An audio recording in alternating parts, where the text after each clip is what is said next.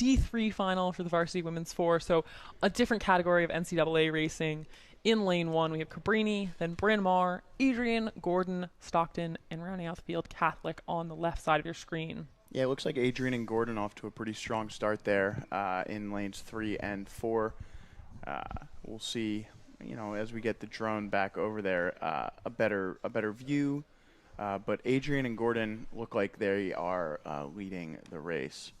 Lots of action in lane 0 right now, warming up for these ladies 4s headed up. Yeah, I mean, got to get up there in time. You always want like a little break at the top of the course. Man, look how close that Pittsburgh crew is to lane 1. I know. You got to be a little careful, and that's the ref's job to make sure that everybody is safe out there. You hope these crews maybe stop. They just waned off. They did. To allow the other crews to pass by them. Well, that's one thing I've noticed is when you're not rowing in competition, you're rowing to warm up. Yeah. Runners do it too. You got to go for a little pre-race jog. Before the marathon, you run around a little bit. Yeah, exactly. So same for us. You can't go into it cold. It is too hard a sport. It does look like the battle is between first and second here. Not much Adrian but a bow Gordon. ball between them. Yeah, exactly. So Adrian in this yellow shell, and then Gordon next to them in the black shell. By the way, Stockton's from New Jersey.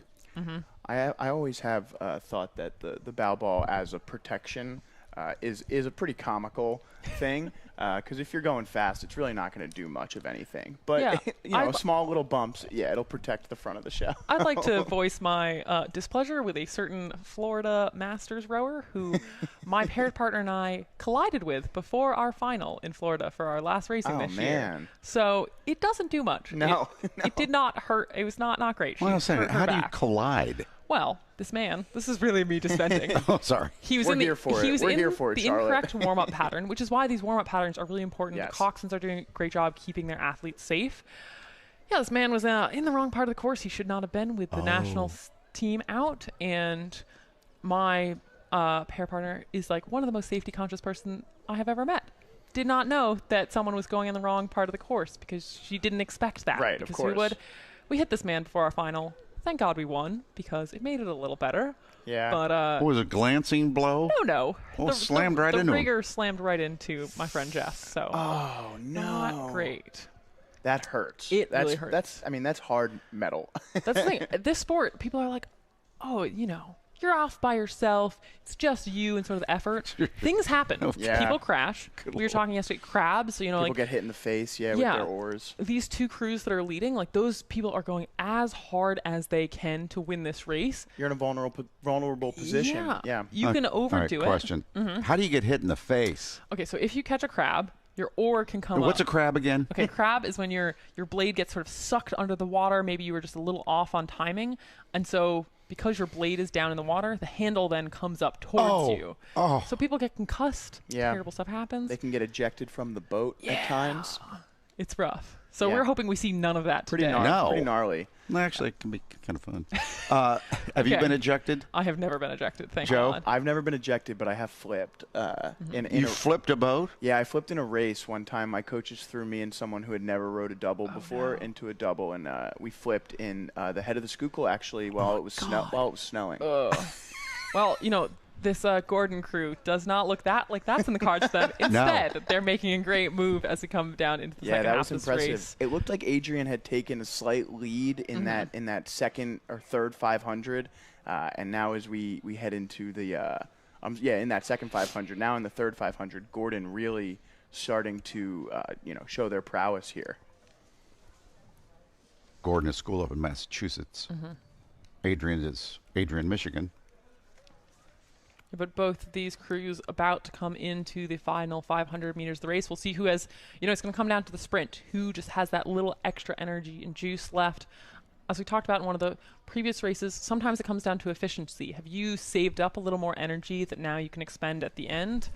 Or are you starting to fatigue and fall off the pace of the race? It does look like Gordon continues to push off. They're almost bow to stern on this Adrian crew. What's more important, oomph or technique? It is 50-50. If anybody tells you that you need just one, they're wrong. You can't use your strength if you don't have technique, and if you don't have any strength, your technique doesn't matter. So you Okay. need one and the other. It is a very technical sport, though. There's a hard learning curve. It takes time. That's why we have novice freshman events, because you're not expected in your first year of rowing to be as technically proficient. It's just not possible. It takes years of development. I mean, to be able to row at a high level. Now, some people like Charlotte pick it up pretty quick, but it can take time. I still don't want anybody to see any rowing video from my first year in college. Well, we actually have some. Let's roll it now. No, let's just Colin, focus roll on the clip. Gordon winning right now. But Adrian still putting up a great fight, and the rest of the crews in this field not giving up, still trying to make sure they put themselves in a good position as we come down to the red buoys, hitting that final 250. Yeah, Gordon here with a really, really nice second half of the race to create some separation. They've got a sprint now to just continue opening that lead. A lot of speed there in that boat. Really impressive race.